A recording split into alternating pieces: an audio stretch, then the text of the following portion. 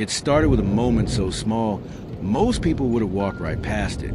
But at Belgrave Preparatory Academy, a school where wealth walks louder than footsteps and kindness is treated like a foreign language, one quiet act changed everything.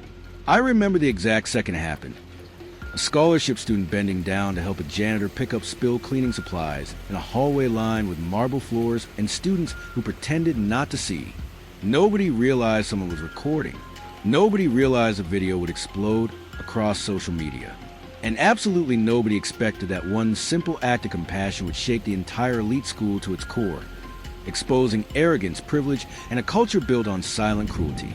What happens when pure kindness crashes headfirst into a world built on ego?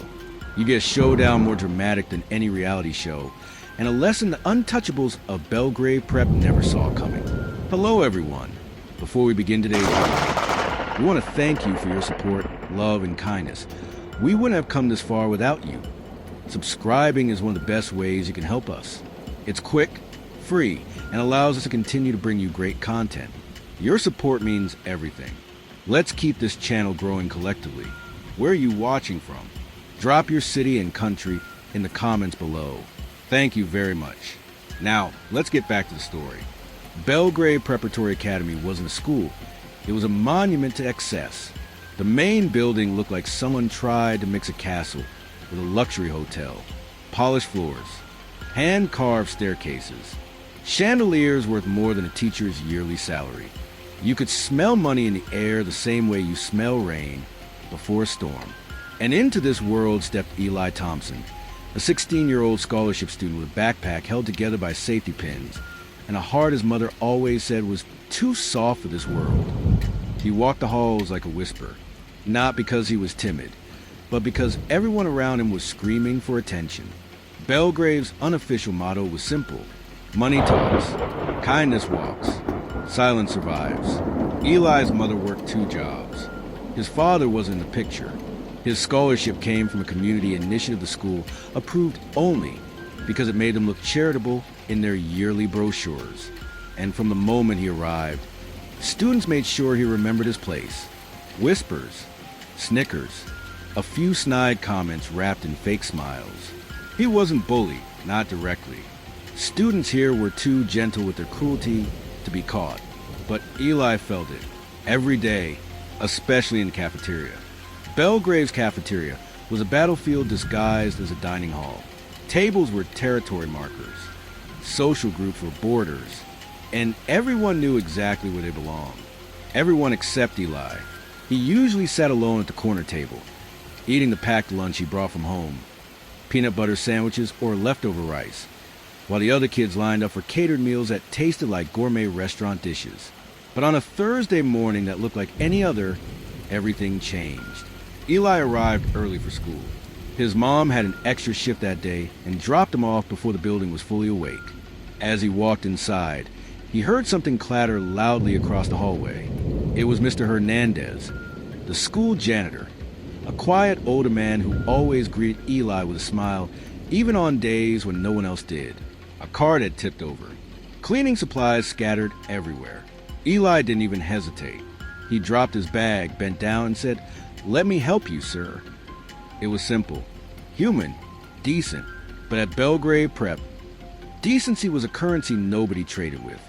"Thank you, son," Mr. Hernandez whispered, embarrassed. "I don't want you to get in trouble. Students aren't supposed to."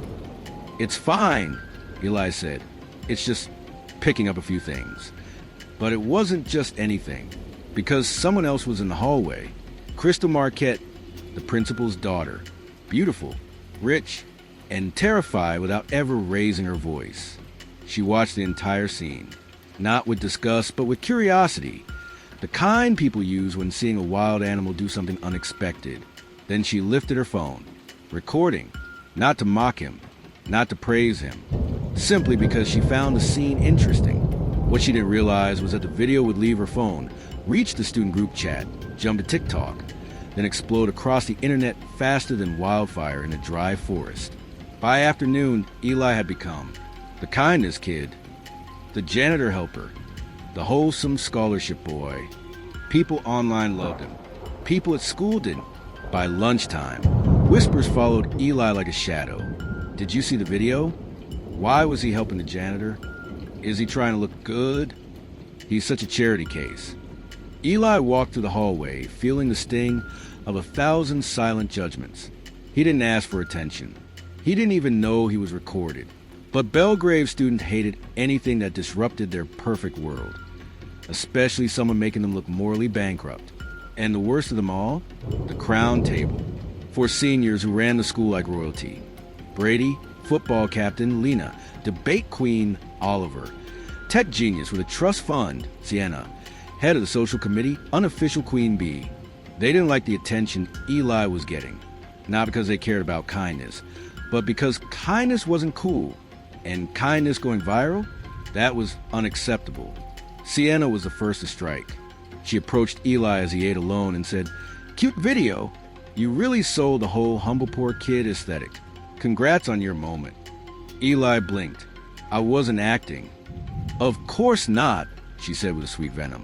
"But you understand why people think you were." Then she leaned in. "Don't get used to the attention. Belgrave doesn't do heroes unless we create them." She walked away with a smile, a threat disguised as advice. But the universe had other plans. Someone uploaded the video to Reddit. And from there, it hit Twitter, then YouTube Shorts, then TikTok compilations. Millions of views. Millions.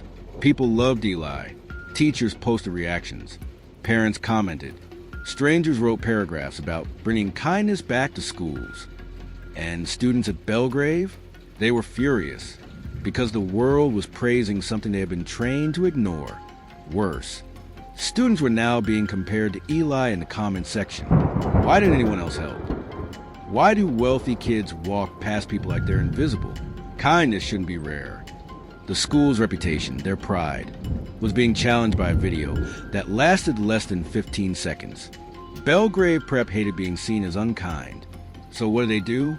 They tried to turn Eli into a mascot. The principal summoned him.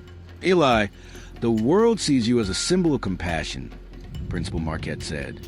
"We'd like to feature you in our upcoming brochure. It'll highlight our school's commitment to community." "With all due respect," Eli interrupted softly, "I wasn't doing it for the school." The principal blinked, stunned. "No," he asked. "No," Eli said. "I was doing it because someone needed help." That answer spread through the school like shockwaves. A scholarship kid refusing to be tokenized, refusing to give the school a PR victory. Unheard of, the crown table decided then. If kindness was going viral, they were going to turn it into a weapon against him. It started with subtle things. Eli's locker accidentally jammed shut. Someone placed a fancy gift basket on his desk labeled, "For the star of our school." Students watched him like he was part of an exhibit. Teachers pressured him to share motivational speeches in class. Every act of kindness was twisted into a spectacle. Every quiet moment turned into scrutiny. But Eli didn't break. He continued helping Mr. Hernandez, continued greeting teachers, continued being gentle with people who weren't gentle back. And that made the privileged kids furious. Because nothing is more aggravating to the arrogant than someone who is kind on purpose, without reward. The crown table decided to expose Eli, to show the world he wasn't as pure as he seemed, to turn the viral sympathy into viral humiliation. They planned a social experiment of their own, a stage situation, a fake crisis, a setup designed to make Eli look bad. But they had no idea their plan would backfire so hard it would end up exposing them to the entire world instead. And the kindness they tried to weaponize would be the exact thing that destroys their elite facade forever. When I walked into school the next morning, the hallways were so quiet you could hear the shoes squeaking on the polished floors. That silence wasn't normal. Not for a place filled with the loudest, most spoiled teenagers on the East Coast. Something was up, and I could feel every eye watching me. Not angrily, not mockingly, but fearfully. Jordan was the first to approach me. Yes, Jordan, the boy who laughed the hardest when they made fun of my cheap sneakers.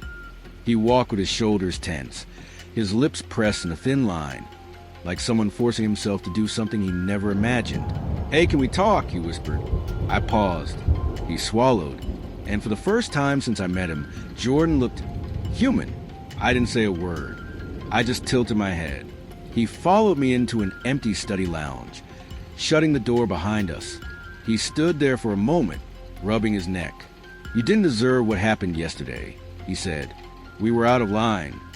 I stared. No apology was coming. Not from him, not from any of them, unless something big had happened. So I simply asked, "Why are you here?" He exhaled hard. "Because the video, it leaked." My heart stopped. "What video?" His face softened with guilt. "The one outside the cafeteria.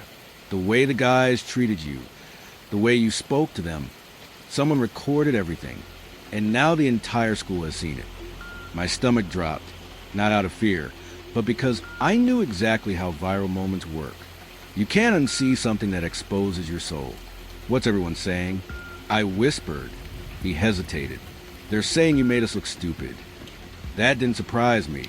But what surprised me was this. Jordan looked like he agreed. His voice cracked a little. "I watched it 4 times. And you didn't say anything wrong. You didn't even get angry. You were just kind. And none of us knew what to do with that." I felt something shift in the room. Something heavy yet strangely freeing. "You made us look at ourselves," he added quietly. And I didn't like what I saw. The words hit harder than I expected. Not because I wanted revenge, but because I realized something. Kindness feels like a threat to people who've never had to earn anything. Before I could respond, the door burst open. It was the head prefect, Victoria. Polished, perfect, fearless, cruel in the subtle, expensive way only legacy kids know how to be. "Jordan," she glared at him. "You need to come now." He nodded like a soldier summoned by his commanding officer. But Victoria's eyes shifted to me and narrowed. "You," she said quietly, "need to prepare yourself. The administration wants to see you." My heart thudded. "Why?" I asked, but she didn't answer. She simply smirked. The kind of smirk that tells you a trap has already been set. And she walked away. The dean of students sat across from me, hands folded, face blank. He had the same expression he wore when discussing academic dishonesty or uniform violations. Except this time, he didn't have the usual confidence. "Do you know why you're here?" he asked. I nodded. "The video," he cleared his throat. "It has caused significant disruption. Parents are calling. Board members are calling. Some are concerned that the footage could make the school appear rigged." I said, "Classist? Elitist? Out of touch with reality." His jaw tightened. "I didn't say that. You didn't have to." He leaned back. "The issue isn't your behavior. It's the reaction to it. Several students from prominent families are demanding disciplinary action against you." I blinked. "For what?" Being polite. "For making them uncomfortable." My breath caught. There it was. The truth, raw and rotten. I didn't break rules. I didn't disrespect anyone. I simply wasn't willing to bow. And that alone was enough to put me on trial. "So what happens now?" I asked. The dean sighed. "There is an emergency assembly. The students requested it. They want to address the situation publicly." He paused. "And they want you there." When I stepped onto the auditorium stage, the room exploded with whispers. They filled every corner, bouncing between the marble pillars and velvet curtains. Every seat was full. The spoiled, the privileged, the entitled heirs of multi-million-dollar families, all gathered to watch me burn. Victoria stepped forward to the podium. Her voice was honey-coated venom. "Yesterday, an incident occurred that misrepresented our school community," she said. "A video was taken out of context and shared without consent." I raised my hand. She paused, confused. "Yes?" she said sharply. "Can we show the video?" I asked. She froze. The dean turned white. The room erupted in murmurs. Because no one expected me to fight back. No one expected a quiet, kind scholarship kid to demand the light. Victoria forced a fake smile. "That won't be necessary." "It is," I said, "unless you want people to think you have something to hide." That was it, the line that cracked the mask. She clenched her jaw. The dean reluctantly took a deep breath. "Play the clip," he told the AV team. The lights dimmed, and the video started. The entire room watched as the screen filled with the footage. Me standing alone, smiling, the group mocking me, the insults, the condescension, the laughter the moment I held out the extra lunch tray with kindness instead of anger. And then the line that broke the school. Kindness isn't weakness. It's just something money can't buy. The auditorium went dead silent. You could hear hearts beating. You could see pride cracking. Some students looked ashamed. Others looked impressed. A few looked scared how badly they underestimated me. But the most surprising reaction came from the wealthy kids themselves, especially Jordan. He stood up, slowly, deliberately, and he faced the entire school. "She didn't embarrass us," he said. "We embarrassed ourselves." Gasps, whispers, shockwaves. But he wasn't finished. "We acted like we were better than her," he continued. "Because of our parents' money, our status, our name. But what she showed, what we all saw on that screen, is that character doesn't come from privilege." He swallowed hard. "It comes from empathy." He turned to me and nodded, a real nod, a respectful one. Then he sat down. Victoria was shaking. Her perfect world cracked. Her perfect control gone. She tried to regain the room. "Let's be clear," she stammered. She set us up. I stepped toward her, calm as still water. "I didn't record anything. I didn't share anything. One of your own did." That stunned her. The dean's eyes widened. The students leaned forward. Victoria's voice broke. "Who recorded it?" I smiled softly. Someone who finally felt what it meant to be human. All around the hall, faces shifted: guilt, shame, fear. Because they all realized something. The real threat wasn't me. The real threat was the truth. The dean addressed the crowd. "There will be no disciplinary action taken against her," he announced. "In fact," he turned to me, "we're establishing a new initiative, a monthly student-led kindness and integrity program, and she will be one of the leaders." The room gasped. A leadership title? A school-wide platform? For the scholarship kid? Victoria's face collapsed. It was the first time she ever looked powerless. Jordan leaned forward. "I'd like to volunteer," he said. A few other wealthy kids followed. Then more, like dominoes falling toward accountability. Because when kindness spreads, it spreads fast, even in places built to resist it. 2 weeks later, I received a letter. Not an email, not a text, a hand-delivered, embossed envelope from the school board. Inside was this message: "Your actions have inspired us. Your scholarship has now been upgraded to a full ride to graduation, including housing, meals, and college prep. Congratulations." I froze. They didn't just acknowledge me. They invested in me. Jordan saw me reading the letter during lunch. He approached with a soft smile. "You change more than you know," he said. But what he didn't know was the biggest twist of all. The student who secretly filmed the video, the one who started the chain reaction, the one who captured kindness confronting privilege, it wasn't Jordan. It wasn't Victoria's friends. It wasn't even someone from their clique. It was Victoria's own younger sister, a freshman. She confessed to me privately. I wanted people to see how fake the popular kids are, but I didn't expect everyone to finally wake up. She looked up at me with a shy smile. "Thank you for being kind to them, even when they didn't deserve it." In a world obsessed with status, money, and power, the strongest revolution is still a simple act of kindness.